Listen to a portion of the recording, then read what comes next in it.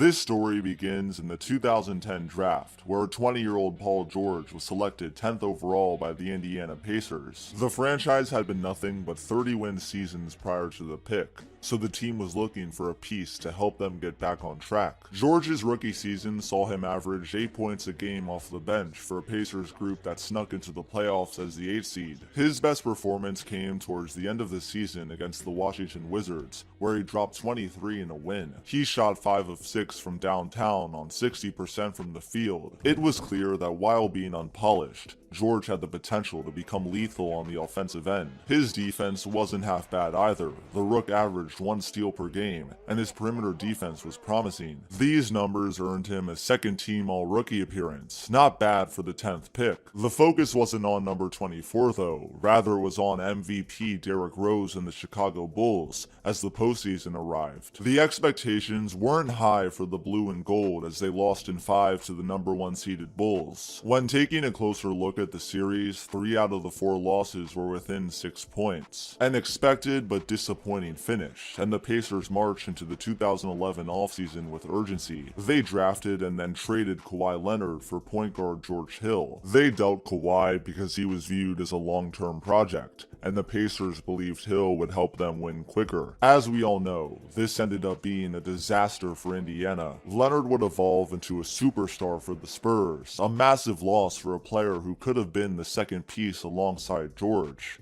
Nonetheless, the 2011-2012 season saw the Pacers finish with a much better record than the prior year, winning 42 games out of 66 and earning the 3rd seed. Frank Vogel led the way as their new head coach, a fresh face for a young and upcoming squad. Roy Hibbert rose to one of the top centers in the league, becoming an all-star, averaging 2 blocks per game. Paul George not only showed that he could be reliable for scoring, but that he could be reliable when it came to staying healthy. He played every single game. Not only that, he was now averaging double digits in points, putting up 12 a game with 5 rebounds, becoming the 4th leading scorer for his team at the age of 21. The young two-way player was now averaging a steal and a half per night, and shooting 38% from downtown. In the January game against the Miami Heat, George scored 29 with 11 rebounds, hitting a barrage of threes. This performance showcased his silky smooth offense that had been growing. It was hard to compare PG to any other player because he was unlike any other player. The only attention he was receiving for this encouraging play came from fans in Indiana though,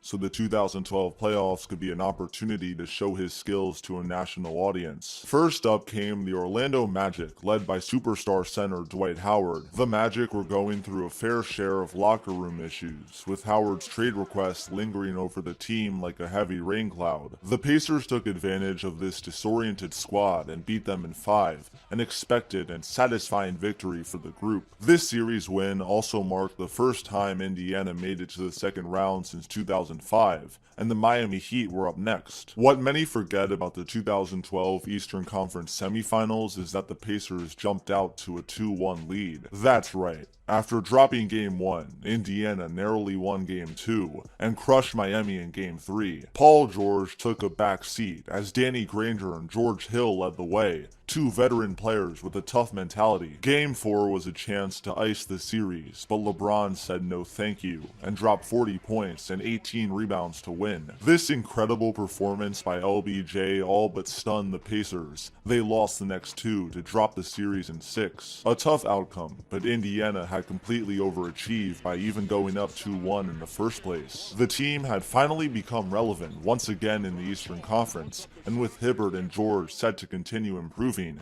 things could become scary in the future. The 2012 offseason revolved around acquiring depth. They brought in DJ Augustine, Gerald Green, and Ian Mahinmi to come off the bench. Minor decisions overall that led to a major impact, because the 2012-13 season was one of the most memorable in Pacers history. However, the fun didn't begin immediately. They had just a 10-11 record through the first month and a half of the season. Danny Granger also began suffering knee problems, which limited him to playing 5 games the entire season. Panic was beginning to rise, and all eyes turned to one player to save the sinking ship.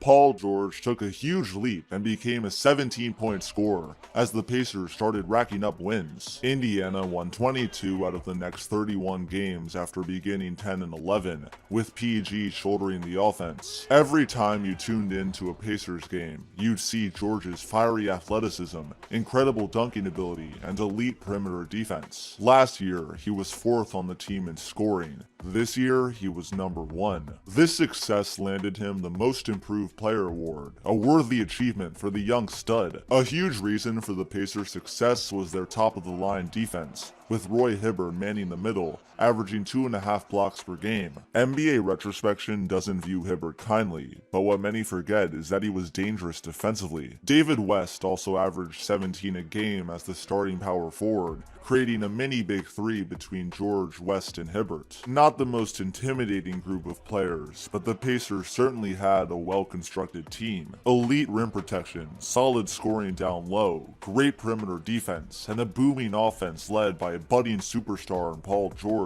These positives earned them the number 3 seed with 49 wins, the second straight year at the number 3 spots, although this time things were different. This was no longer the inexperienced group of the past with no depth. The Pacers had established themselves as a threat, and they began against the Hawks in round 1, a challenge that they were eager to take on. They won in 6 as PG averaged 19 a game. The questions were no longer surrounding George's potential, rather they shifted to wondering if he could perform in the postseason. Round 2 was the perfect chance to answer this question, and the second-seeded New York Knicks came to town. The Knicks were hungry for an Eastern Conference Finals appearance. They hadn't made it there in 13 years. Both teams split the first 2 games, which set up a Game 3 in Indiana that the Pacers won by double digits. Roy Hibbert scored 24 points with 12 rebounds, and Game 4 was another win that saw George Hill score 26. What made this Pacers team special was their depth. If their number 1 option in George wasn't scoring, the players around him would have no problem holding their weight. They were now up 3-1 and took Game 6 at home to win the series. Paul George had 23, Roy Hibbert had 21,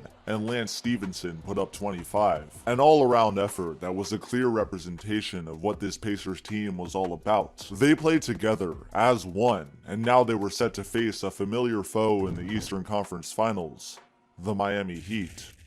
The number 1 seeded defending champion Heat had just slid through the playoffs with ease. Many thought that there was no team in the East that could stand up against the almighty Big Three, but Indiana had something to say about that. Game 1 was one of the most iconic in NBA history, and Paul George tried everything in his power to ensure a win. With under 10 seconds left, George rose up over LeBron and hit a clutch 3 to force overtime. Then in OT, PG was fouled on a 3-point attempt, and the Pacers led by 1 point with just 2 seconds left on the clock. An improbable performance. All the team needed to do was lock down for one more possession. On the final play, Shane Battier inbounded to LeBron, and then James drove right past George to finish a layup, winning the game. A heartbreaking ending of epic proportions. A win was right there for the taking, but the Pacers fumbled it. As you could imagine, a loss like this left the players in Indiana feeling dejected, so Game 2 was a must-win. Roy Hibbert and PG stepped up to the table, combining for 51 points. Paul George had one of the most memorable dunks in NBA history, throwing down a huge jam in the late 3rd quarter. He was no longer some young player with potential.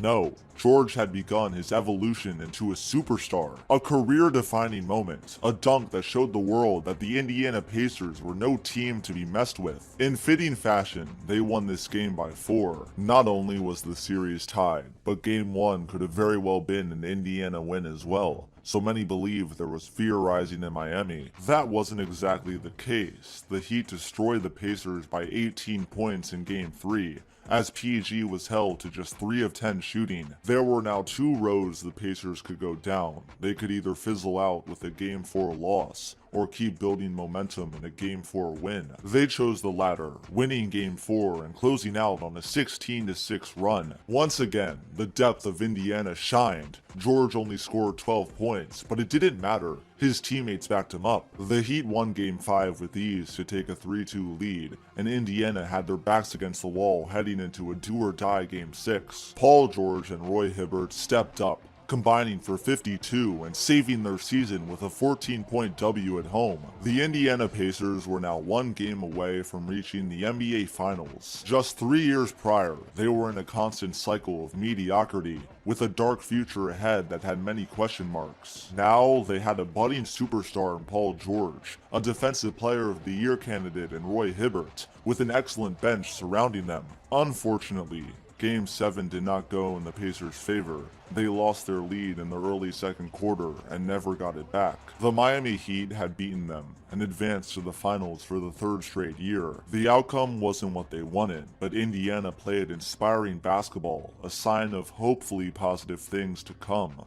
The 2013 offseason was filled with excitement with an eye towards the future. They re-signed David West and brought in Luis Scola and CJ Watson. A quiet summer, but they didn't need to be loud. The team's development meant more than any free agent signing. The 2013-14 Pacers were perhaps the greatest version of this team in the regular season. They opened up with an unbelievable 40-11 record. Paul George was now a 20 points per game scorer, with 2 steals a game and 7 rebounds, snatching his second All-Star appearance. He became a legit star on the court, a household name that threw down unthinkable dunks on a nightly basis. There was an actual belief that he and the Pacers could challenge LeBron, that PG could be the next one up to carry the torch and evolve into the best player in the world. It was nothing but sunshine and rainbows for Indy, but then cracks began forming in the domain. The Pacers finished the second half of the season going 16-15, with a good portion of those losses coming in double digits. PG hit a mid-season slump,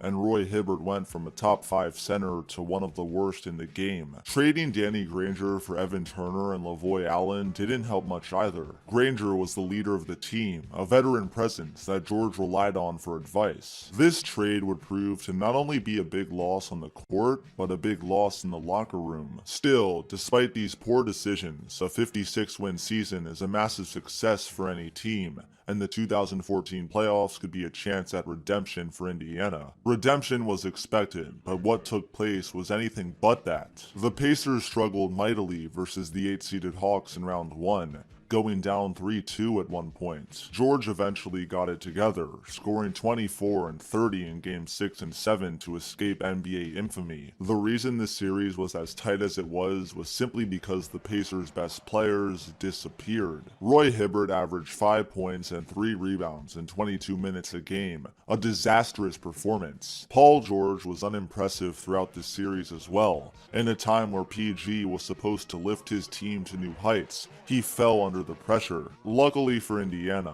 they were still on their way to round 2 against the Wizards. The first 2 games were about as unimpressive as you can imagine. The Pacers lost Game 1 at home and just barely won Game 2. Their intimidation was slowly dissolving, but at least Roy Hibbert scored 28 points. Indiana won the next 2 and took a 3-1 lead, winning Game 6 at home and advancing to the Eastern Conference Finals for the second straight year. Paul George struggled in this series despite the victory. He shot 39% from the field, so eyebrows were raised about possible concern regarding PG in the playoffs. Those concerns were hushed because the Miami Heat were back in town, this time without home court advantage. The confidence levels were mixed heading into this series. The Heat had now won 2 straight championships. However, after a Game 1 victory that saw the Pacers win by double digits, fans wondered if maybe this could be the year the Heat fell. Game 2 was the perfect chance to snatch another W, but the Heat went on a 15-8 run to win.